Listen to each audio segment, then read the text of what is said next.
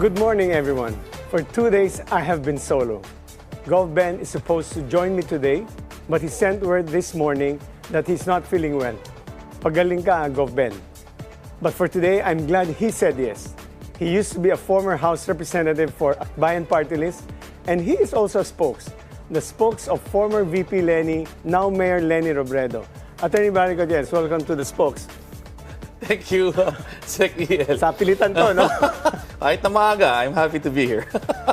So, paano ka ba naging spokes ni VP Lenny? Hindi ka naman taga Bicol. You were a former House Representative as Akbayan. Wala ka namang balak bumalik ba sa politiko? Una, nagkakilala kami ni VP Lenny sa Congress. Diba? We were freshmen in the 16th Congress. And doon kami naging close dahil we worked together on a number of legislative initiatives. When she won in 2016, I was actually campaign spokesperson for the Mar Rojas campaign. And hinabilin ka? Oo, ako yung, kumbaga, pinahiram. Hindi lang pinahiram eh. Parang, diyan ka muna, tulungan mo yung aking, So, actually, originally, I wasn't spokesperson ni VP Lenny. I started out as her senior policy advisor. Ang starting spokesperson niya si Joan Hernandez. Joan Hernandez. Mabait eh, di ba? Pero nung medyo uminit na ang politika, madami na bumabanat kay VP Lenny, sabi nila, mukhang kailangan natin ng mas kaya makipagbakbakan. So starting, ano ba yun, 2017, March 2017. So wala ka nang balak bumalik sa politika? Hindi natin masasabi. Pero as of now, masaya naman ako sa buhay. Senator, medyo naubo ako, pasensya na po. So anyway, so ano ang natin ngayon? At dahil ngayon, sinamahan mo ako dito, today we are the spokes. From the palace halls then to our group chats now. We'll be giving you conversations that will make you think and assess. So that you could come up with your own personal opinion. For our first noted by the spokes topic, Harry Roque strongly denied reports that he was arrested. He even posted a photo of his boarding pass on board a plane to Vienna, Austria. We were together yesterday. Yeah. So kumalat yung balita. Somebody called me and then I had to confirm with Politico. No? But ano natin? Well, una, ang dami na excite. Ang natatawa ako dito. Tumawa ka nga eh. Nakita. Tingnan mo na, you're teaching in UP Law right now. Yes, we were actually co-faculty members way back when sa UP College of Law. And somehow you say it with a grain of discontent. He was, ano ba yung sabi ni President BBM nung isang araw tungkol sa kapatid niya? She's a different person. He was a different person then. So hindi na siya si Harry Roque. Well, baka nga yun yung totoong Harry Roque nakikita natin ngayon. Iba siya na. Pero sa tingin mo ba, how will this whole process unwind? Well, I don't think this is the end of yung mga problema ni Harry. Sad to say for him. He has descended, no? He used to be, I remember him, 2010, nung Ampatuan Massacre. Yes. Somebody asked me to be a lawyer for one of the, si Mina Reblando, I remember. And then, yung maraming gustong lumapit sa akin, sabi lahat ng mga survivors, abogado na po namin si Harry Roque. He was really a human rights lawyer at that point. Well, he was, let's put it this way, he was an opposition lawyer during yung panahon ni Gloria Macapagal Arroyo. Very, very active siya noon. Pero sa totoo lang, ang specialty naman talaga ni Harry nung panahon na yon wasn't human rights law. He was a specialist in international humanitarian law. Yung law of yung war, di ba? Geneva Conventions, etc. Pero nung panahon ni GMA kasi, dahil human rights ang naging main issue, di ba? Yung mga kay palparan, yung mga pag-break up ng mga rallies, etc.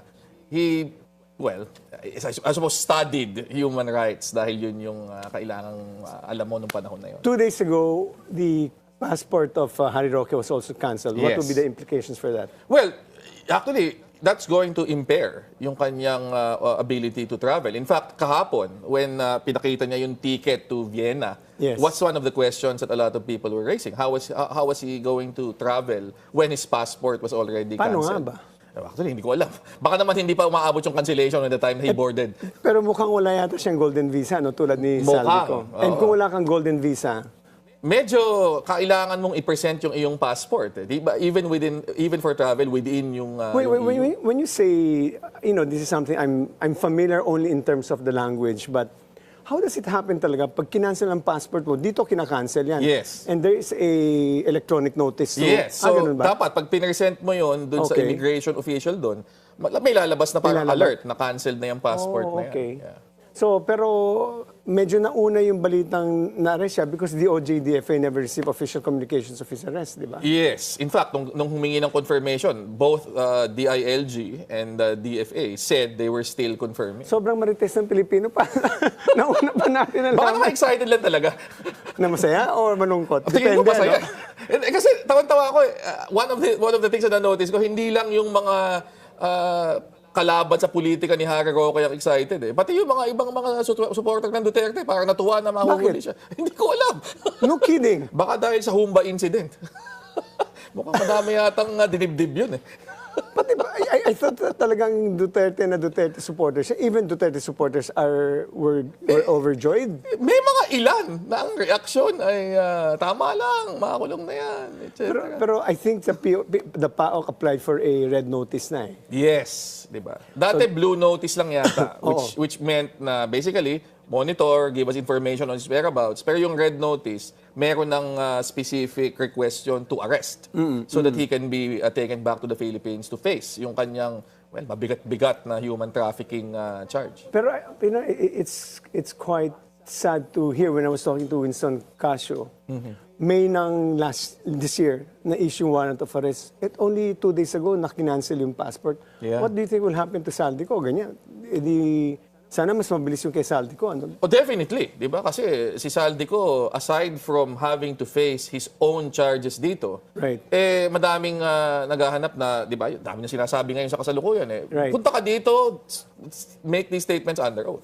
Correct. And he refuses to, the lawyer would not commit to him coming back, di ba? So paano yung ngayon? Yung may golden visa siya. Would that make it harder for us to apprehend him?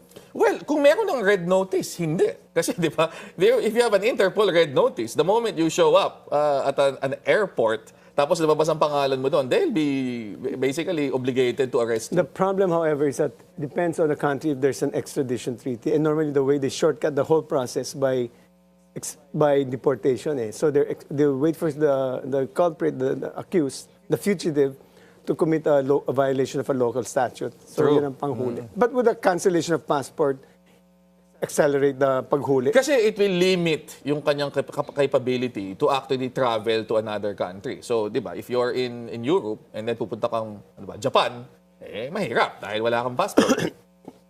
So pag ang valid, meron kang red notice, will Interpol be able to effect an arrest? Yes, di ba? Yun actually ang purpose ng red notice. It's a request sent to the police organizations which are part of Interpol to arrest this person because of an outstanding warrant in another So country. if that goes for Harry Roque, Harry Roque will go for Zaldy ko, Cassandra Lee, and all the others. Yes.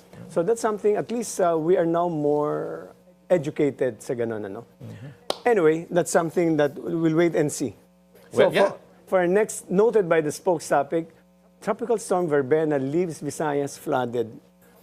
I wasn't familiar with that. Nakikita ko lang sa agenda. May mga binaha na lugar, di ba? At may mga tao na naman na actually had to be rescued. So, yun nga yung isipin mo, parang hindi na nga masyadong nararamdaman itong verbena dito sa Luzon. Oo. And unlike Uwan, na talagang grabe yung preparations and yung build-up, pero still, meron pa rin madami-daming taong naapektuhan. Siguro dapat palitan na natin yung sinasabi nating di ba they say that the Philippines is always visited by an average of 20 typhoons, no? Verbena is the 22nd now eh. So talagang konti na lang mauubusan natin ibahin na alphabet. natin ang record, no? Gawin na nating 25. Alam mo ba anong rule dyan, EL? Paano pag naubos yung 26, babalik ba uli sa 1? AB. Yeah. Hindi ko alam eh. O nga, no? Di ba? And, lalaki na yung pangalan, di ba? Gawin na natin. Hindi, ano na kayo? Gender neutral na ngayon. Meron ng babae, meron lalaki. Hindi na lang babae ang pangalang ginagamit ngayon. Nasabi ko to dati sa iyo, and medyo maraming nagsasabi ngayon, your thoughts on people saying that parang pinapahiwatig sa mga Pilipino itong malalim na korupsyon ngayon sa bayan through floods, through storms, through natural calamities. Ako, sa totoo lang, hindi na kailangan paalala pa sa atin through a storm. Buksan mo lang ang kahit na anong balita, buksan mo lang ang social media, maaalala mo na. But Makikita mo na yung extent ng kawatan na nangyari dito sa mga nakaraang taong ito. But on a serious note, we really, I believe the government should really mobilize the resources, no? And also us. So, kailangan natin tulungan. And we hope and pray that the people who have been devastated. Definitely. Diba? And sa akin, again, there should be sufficient resources and yung speed ng response talagang dapat nandyan dahil una-una, lahat naman ito anticipated. So dapat prepared ang ating pamahalaan sa ganito. I think to the credit of the subsequent administrations, naging mabilis na ang response because of our lessons from Yolanda.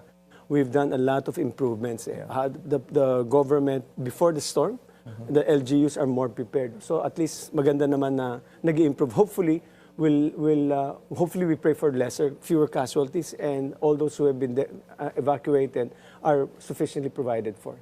Yeah. Anyway, these latest events are noted by the spokes for today. More outspoken thoughts of the spokes. And the spokes is back with my co-spokes, Barry Gutierrez. So, Barry, anong natin ngayon? Nakita mo yung video ni Yung bago? Yung bago. Yeah. So, from a communication standpoint, is the strategy of Zaldy slowly leaking out all this, what he allegedly knows, working? Ang problema, he hasn't addressed several fundamental shortcomings of the way the videos are presented. Such as? First, nagbabasa siya. And that's What's wrong with that? If you're talking about mga bagay na nangyari sa'yo, di ba? You're talking about personal experience. Na-meet ko si Martin Romualdez, kinausap ko si Yusek Cadiz, and all these specific details he's talking about. Na-live mo yun Ba't mo kailangan ng papel na binabasa para to recall that? Di ba? Yun. So, from a purely impression perspective ng isang taong nanonood, nakita mo nagbabasa, parang yung credibility medyo dumpa lang. It's already taken a hit. And this was already pointed out doon sa first three videos na na-release niya, kailan ba? A week ago? Right. And I'm surprised na they haven't still addressed that. Di ba? Gano'n ba naman kahirap yung gawin niyang teleprompter? Di ba? Kung talagang By the way, siya. if Zaldy is watching or his henchmen, take the cue from Barry Gutierrez. Parang nagsisituloy ako. Huwag ka na magbasa. be spontaneous. But siguro just wants to, I think, do you strongly feel that he is lawyered up?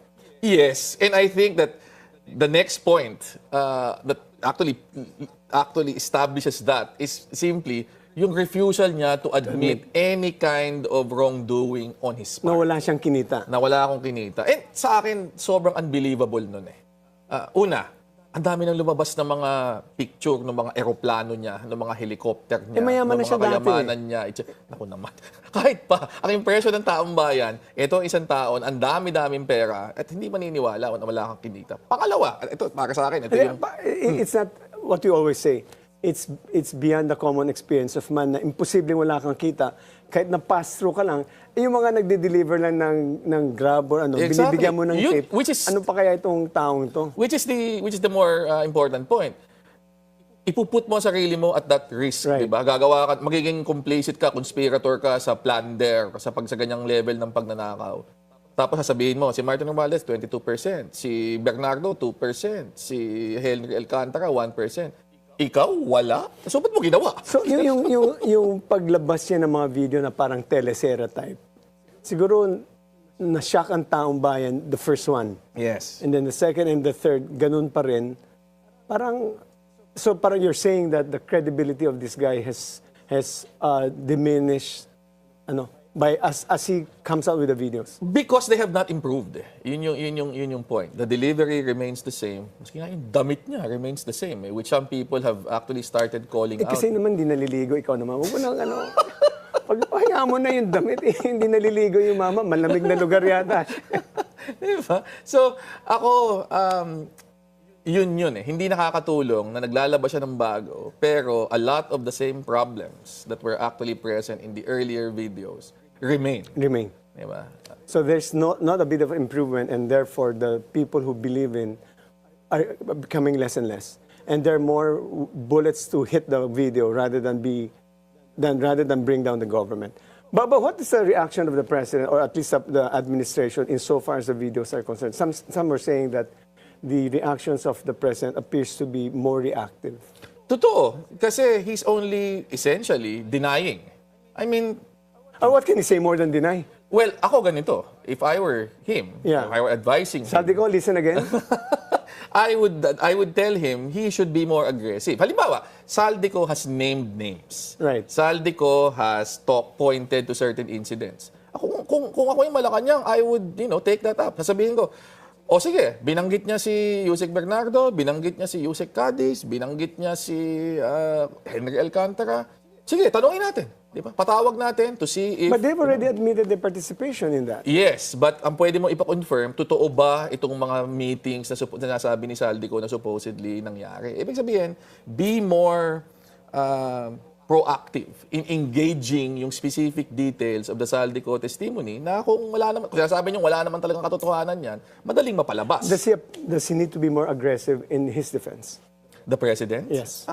At this point, tingin ko it's partly that, but it's also partly being more aggressive in actually delivering on the promise of bringing people to account. Let's talk Para about dito.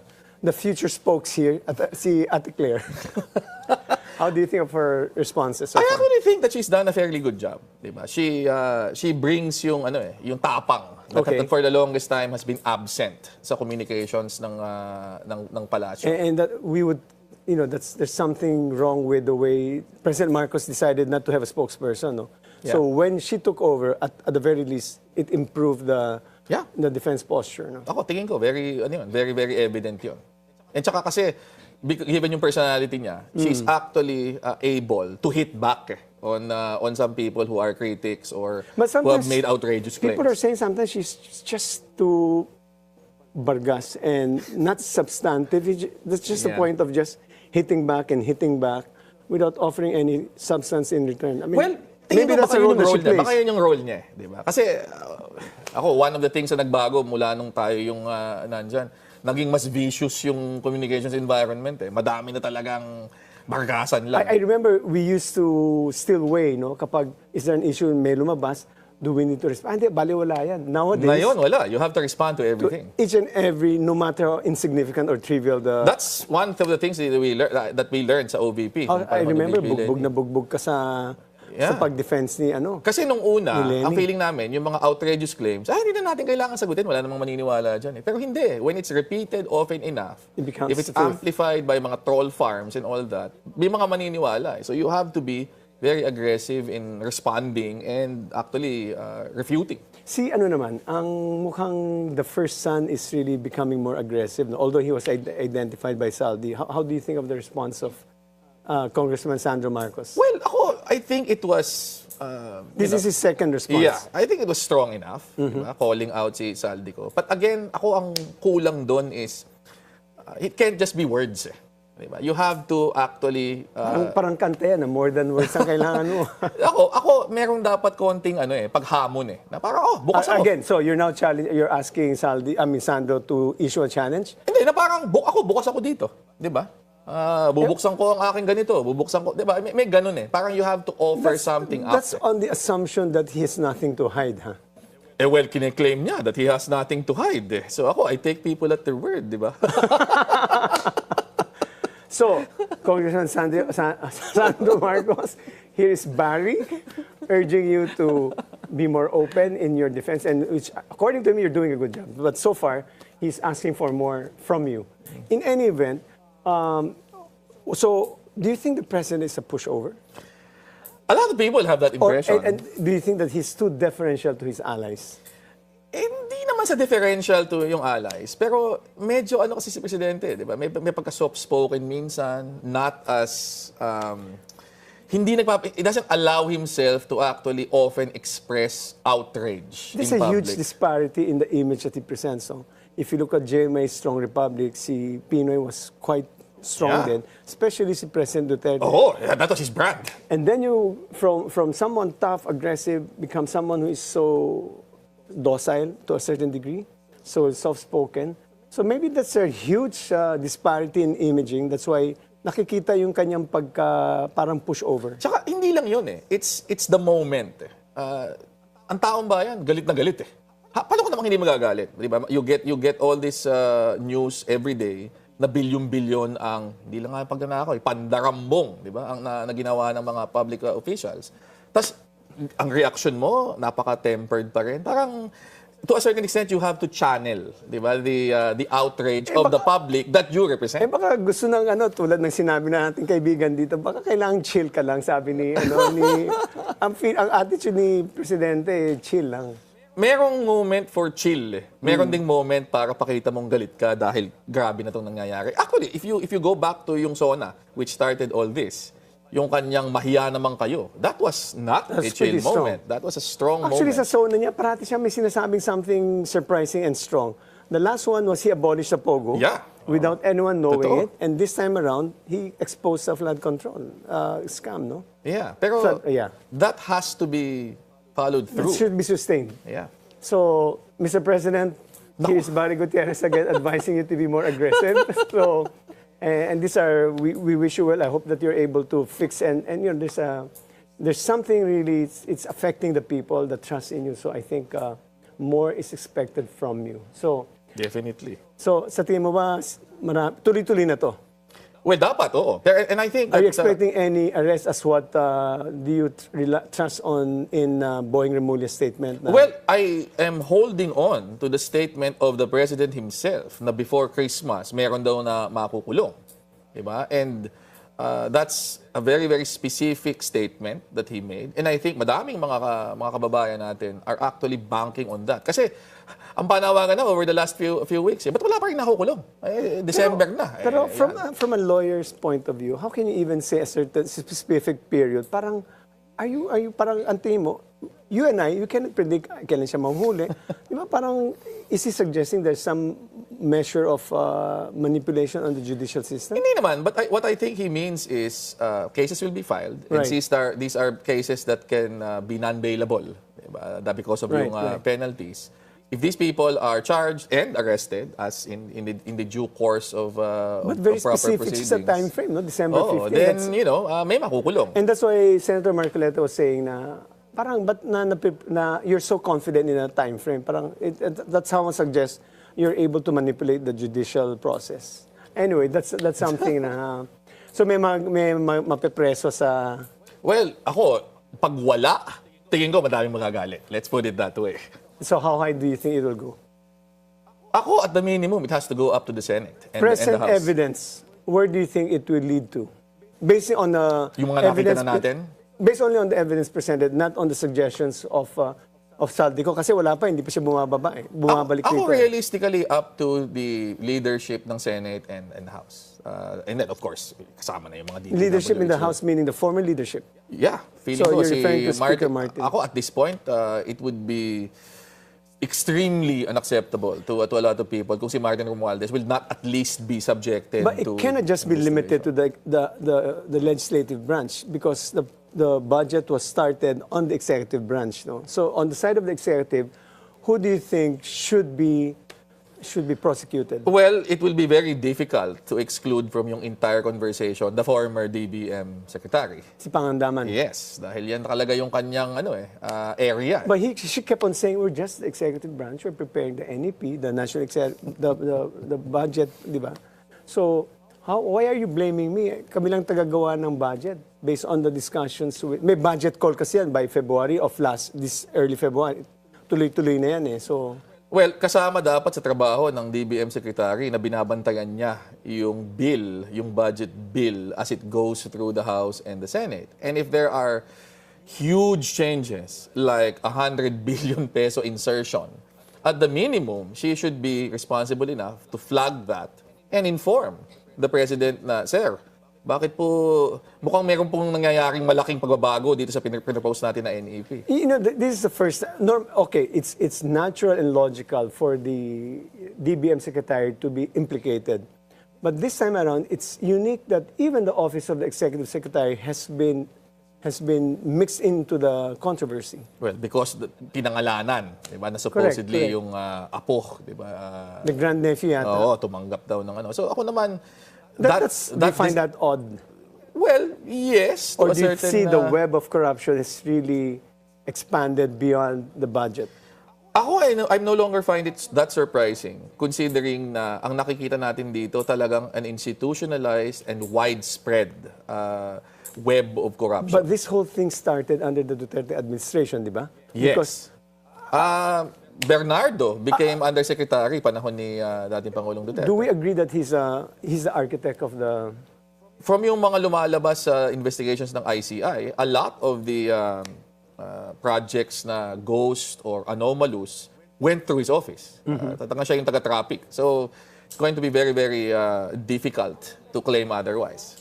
So, this is really something we should really watch out. Tingnan natin kung ano mangyari sa kina Bersamin, kina Pangandaman, because yan ang medyo hindi na napag-uusapan eh. The problem also for me is, these are the people who can potentially whistleblow. Totoo. Diba? And I think that's the dilemma of the administration right now. But according to the president, he said we're in good terms with Amena Pangandaman. I'm in good terms with the former executive secretary. So, but Well, that's still a concern. Iba yung good terms, iba yung you're already conducting an investigation and possible prosecution of So these people. when I'm pointing to you, you have to point to someone else. In effect, so there's a logical progression. So let's see, no. Yeah. Ano mo yung dahil nandito ka naman siyempre, di ba? Naku. Hindi naman Parang alam pwedeng mo lang kung ano to. hindi naman pwedeng tatanungin ko lang tungkol sa present administration, no. So I'll ask you this, no. As the spokesperson of former VP Lenny, how do you answer to the 16 million? Pero teka muna, Barry, medyo kinorek mo ako. Ilan ba total kakamping voters? 15,035,773. Nakatatak talaga sa utak ko, And di ba? that, my friends, because he's a PSI graduate. Anyway, ano nangyari dito? Can you just discuss what happened to this? Ma-attend ba siya ng trillion peso rally? But bago mo sagutin yan, the spokes will return after the short break. Still with my guest, co-spokes, Barry Gutierrez. Oh, Barry, ang tanong kanina, ano ang sasagutin mo dahil how do you answer to the 16 million kakamping voters, no, who want Mayor Lenny's presence in the EDSA trillion peso rally? Well, ang sagot ko doon sa 15,035,773 voters na yon ay VP Lenny has been very, very clear the past 3 years that she's focusing on Naga. Particularly now, na siya na yung mayor. May yan. Ang gusto ko malaman, ano nangyari? Bakit nagkaroon ng balita na yun na pupunta raw siya sa EDSA, pero sa tabi-tabi lang? Anong ginawa mo? Balita ko, anong ginawa mo nga pala? Nagkaroon ng news item na lumabas nga that she was going. So, kinonta ko siya. Ma'am, talaga bang pupunta kayo on November 30? You have a sense na this news account might be inaccurate? Yes, kasi very, very clear naman yung kanyang posisyon on these issues. So sabi niya, hindi totoo yan. Okay. Pupunta ako doon sa November 29 rally in Naga. Okay. Paano, bakit nagkaroon ng mix-up? I think the question that she got in a local press conference sa Naga was, pupunta ba kayo sa trillion peso march? But is the Naga thing The also Naga thing is also a billed as a trillion peso march. So, ang sabi niya, pupunta ako pero sa tabi-tabi lang. Which she fully intends to do. Pero ang naging interpretation ng itong news outlet na ito ay pupunta siya sa November 30. And siyempre, nung kumalat na, madami nang na-excite sa 15,035,000. So did you get the permission from VP Lenny to correct the... Yeah, I asked her, ma'am, gusto ba po niyong sagutin ko to? Or wag na lang natin pansinin? O gusto niyo kayo yung sumagot? Sabi, hindi, ikaw na sumagot. Diba? Former spokesperson of the former vice president, kaya kailangan kong humingi ng So what actions did you do after that? So I messaged yung mga reporter na nagtanong. I messaged yung channel na naglabas ng balita. May mga ilang tao na medyo prominente sa social media who also reposted it. So I messaged them and told them, ito yung totoong mangyayari dyan. And all of them graciously agreed to issue. So, the let's go back to your earlier statement na she is focused on Naga. Yes. Yan pa talaga, what do you mean she's focused on Naga? She's focused to continue being mayor for the next 3 terms? She's actually said that.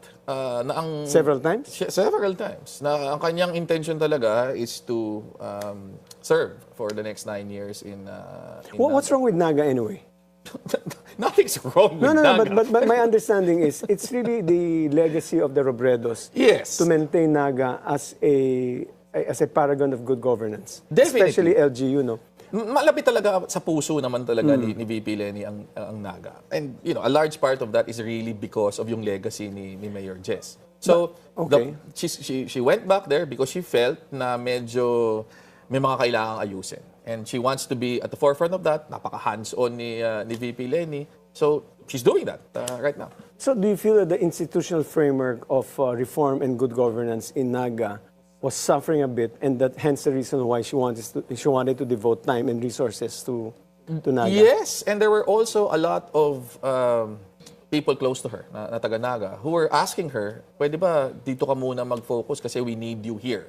I remember when I asked her to run in 2022. So talagang may pakanano. Hindi. She said, I need to devote time also sa Naga rin. Because obviously Naga is very, very close to her heart. No? But siyempre malakas ang sway ng taong bayan.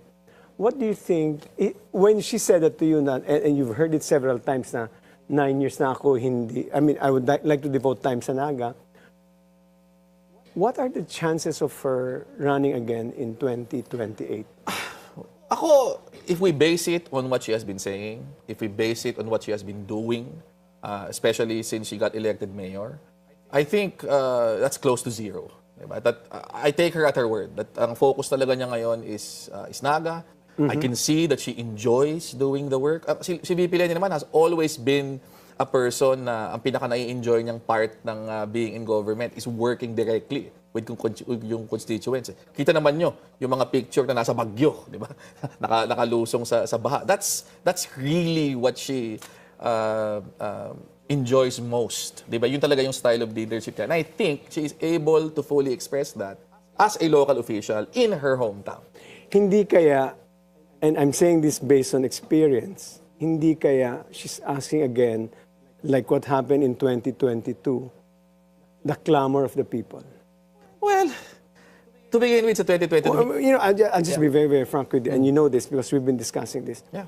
The attitude of Vice President Lenny has always been, she doesn't immediately say yes to certain things. She deliberates. And do you think she's asking again for another wave of clamor? I don't. And by the way, Senator Kiko Pangilinan has already issued a text saying that maybe we should try to convince her. I don't think that she's asking for a clamor. Kasi even in 2021, she never did. Leading up to 2022, hindi naman niya hiningi yun. Tayo let Lenny lead at saka yung ano natin. Talagang in-out mo ako. Yeah. In fact, she was actually making honest-to-goodness efforts na magbuo ng an opposition coalition. I remember that. Na hindi necessarily kasama siya. Yun yung na hindi siya necessarily kandidato.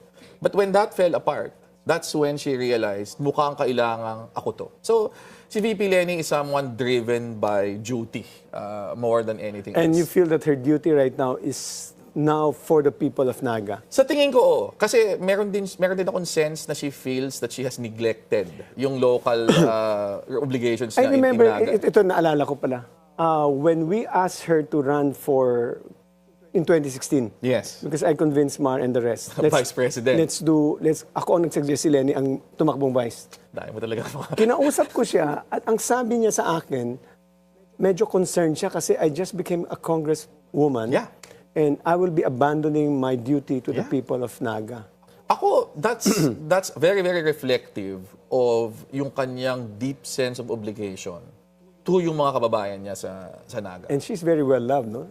Lenny and Jessie are very well loved. Definitely. In Naga City. And ito pa given nga yung experience na yon, and given that when she was running for mayor in, ito lang, 2025, some of the people who were, opposed to it, yung mga kalaban niya, were saying, gagamitin lang yan as a stepping stone para bumalik sa national.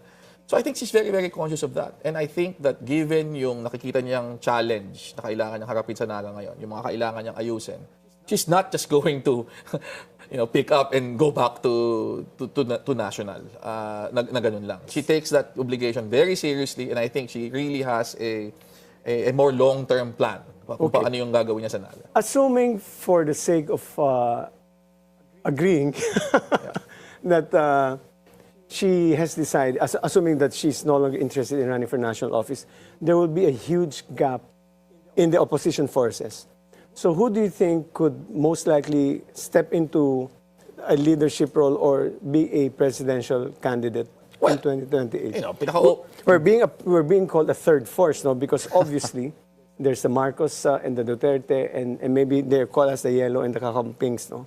So we are the force that is just watching these two camps hitting each other while we're eating popcorn, no? Di ba parang ganun ang natin eh. So sa tingin mo, sino magiging potential leader for the opposition? The most obvious will really be obviously the three people in the Senate. Okay. So you have yung bagong elect lang, Senator Bamakino, who did very well in the last elections, placing number 2. Senator Kiko Pangilinan, who was the running mate of VP Lenny in 2022. Di ba? Yun yung ano. And then of course, si Senator Risa Hontiveros, who for the last 3 years, since 2022, has been at the forefront of so many initiatives like kay Buloy, kay Alice Guo, etc. So ako, dyan tayo pipili. Alam mo ako, I don't settle for 3 when I'm only asking for 1. So, in the whole scheme of things, who do you think most likely, and this is your own personal opinion, who do you think can most likely take the cudgels of leadership? Ako, I think that si Senator Risa is in a very, very good position. Because? Because she has had the most time the last 3 years to actually establish herself as a leader, as someone who delivers, as someone na matapang at merong advokasya. That's not a diss on Sen Bam and Sen Kiko. Pero kay-elect lang nila uli diba? Ngayong 2025. So they've had less time to actually establish themselves. And, with 3 years remaining, you need every advantage you can get. Alam mo, yung tapang na sinasabi mo, last night I was watching the Senate budget hearing, deliberations on the ICT. And for the first time, I saw that ang tapang ni Risa. Kasi ang nangyari, the DICT people made a statement which was dishonest. Because this was a question of a procurement law. Okay. So there were 2 procurement laws, the old one and the new one. The DICT invoked the old procurement law. Okay, so when that's Risa strange. asked, yes, that's very, very strange. When Risa asked the DICT team, why are you invoking the old procurement law? We already have a new law on procurement. And ang sabi nila, the reason why we use that because wala pang IRR. Yung bago? Yung bago, wala pa raw IRR. And then she came back and pumasok si Senator Tito Soto, Senate President Tito Soto. Pagbalik niya, nag-iba na yung anyo niya. Parang sabi niya, nagsinungaling kayo because the IRR has been there na. So you're lying. So you're very dishonest. At talagang she was kinall out talaga niya. She called them out. Si Secretary Aguda to mismo? Aguda and the team. So talagang galit na galit siya. Kita mo yung, don't lie to us. Sabi niya, don't lie to us. Don't make it, wag mo kaming inisin. And she was very, very mad. Kita mo yung tapang niya. Because she made the research, she was honestly trying to help the DICT be clarified. And that was for the first time. Kita mo yung tapang na lumalabas. So that's something that I was surprised last night. Well, matapang naman talaga si Risa. Si Sherwin, Senator Gatchalian, had to apologize. Because siya yung sponsor eh. Okay. Had to apologize to Senator Risa. At sabi ni Risa, it's not your problem, Mr. Chair. Okay. It's them. So talagang tuloy-tuloy yung pagkaano niya. So talagang tameme sila and had to not. But so that's something that will be interesting to see, no? Yeah. Na ang problema kasi, we're a bit misogynist that ay babae yan eh, kaya hindi matapang yan eh. What do you say to that? Di ba si Sara Duterte nagtatapang survey nga? So anyway, but I think that's something that I think the yellow and the pink forces should seriously consider. But I think we're in agreement there should only be one candidate. No? Oo naman. I think that one of the clear lessons from 2022 is we should have an alliance. Diba? If you can do addition instead of doing separate campaigns, that's to the benefit ng kandidato that you're going to support. Right. And 2028 should actually reflect yung lesson na yon. If we can come up with a broader coalition, diba, yung mga tao na nagkakasundo na ito dapat ang direksyon na ating tatahakin, and then can unite around one candidate, tingin ko that's definitely the way to go. Let's talk about the current situation. There's a talk about withdrawal support. Do you agree to that? No. Unang-una, ako, I'm wary of any proposal that involves departing from the Constitution. Kasi yung Constitution, yan yung ating guideline. Yan yung ating guiding post. But the Supreme Court also provided those caretaker president. In the case of, if pinawithdraw mo si VP at saka si Presidente. Pag nag-resign sila pareho, in which case magkakaroon ng eleksyon within 60 days. So that's still within the constitutional framework. So okay ka nun? Not really. Because I don't think that 60 days is going to be enough for the people to actually find a replacement. Diba? Yun yung point. Isipin mo, madali ang eleksyon yun. So you're stating that only bolsters the claim of the DDS that mas gusto niyo si Pangulong Marcos tapusin yung kanyang ano? Hindi ko mas gusto si Pangulong Marcos, pero di ba, hindi ko naman binoto yan di ba? Hindi naman sikreto yun di ba, ng 2022. Hindi mo ba binoto siya? Gusto mo pakita yung mga video na kinikriticize ko siya? Ako sabi ko, boto nyo si Leader of Bredo, hindi nyo ginawa. So, di ba, nandito tayo. Pero ang punto ko, nandito. Hindi naman as if parang pag pinaupo natin si Sara Duterte, it's going to be a lot better. Diba? I don't think What's your reservation against VP Sara? Madami din siyang mga, kung sinasabi natin na madaming mga issues kay BBM, tinuro siya ni Zaldy ko. Si Sara Duterte nga na-impeach na-save lang dahil dinribble yung kanyang impeachment at eventually yung Supreme Court. Pero kaibigan ni Sara si Lenny daw Well, sila lang yun. I never saw that. Quite honestly, 6 na taong kami magkasama ni BP Lenny, I never saw any indication na sila ay ganun ka-close. Hindi nga sila nag-meet nung nag-transition. Nung papaalis na si VP Lenny and VP Sara was coming in. Walang handover? Wala. Mabuti pa nga si VP Binay at saka si VP Lenny. Nagkaroon ng handover. So dapat mag-usap tayo. Pero baka sabihin nila, dilawan at ping-ping to. But anyway, maraming salamat, Barry. Sana mag-ulit ka as co-host. Sorry. So, this wraps up today's episode of The Spokes. For now, don't settle for just one side of the story because every issue has two perspectives and the truth may be somewhere in between. I'm Attorney Barry Gutierrez. And I'm Attorney Nasher. Thank you, maraming salamat for being gracious host, co-host.